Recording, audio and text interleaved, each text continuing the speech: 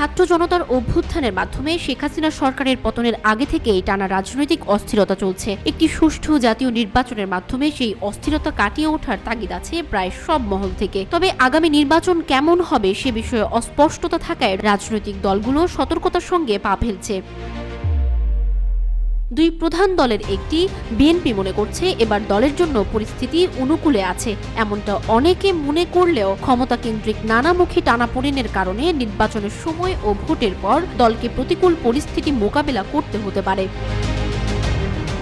এ কারণে প্রতিকূল পরিস্থিতির জন্য দলকে সাংগঠনিকভাবে তৈরি রাখার পাশাপাশি ভোটের প্রস্তুতিও সেরে রাখার দিকে মনোযোগী হয়েছেন বিএনপির শীর্ষ নেতারা।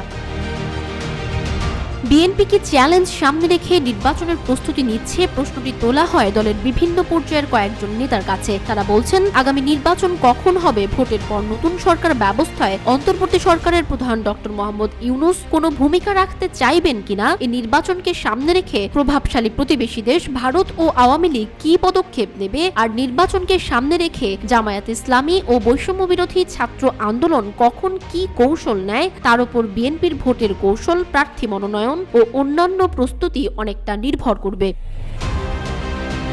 এ বিষয়ে দলের জাতীয় স্থায়ী কমিটির একজন সদস্য বলেন, দেশ এলোমেলো অবস্থার মধ্য দিয়ে যাচ্ছে। আওয়ামী লীগ ক্ষমতা ছাড়লেও এর সুবিধাভোগীরা প্রশাসনে রয়ে গেছে। এমন পরিস্থিতিতে নির্বাচন সুষ্ঠু ও প্রতিনিধিত্বমূলক করাটা গুরুত্ব পাবে সবার কাছে। এক্ষেত্রে অন্তর্বর্তী সরকার যে চ্যালেঞ্জগুলো মোকাবিলা করছে সেগুলো বিএনপির জন্যও চ্যালেঞ্জ।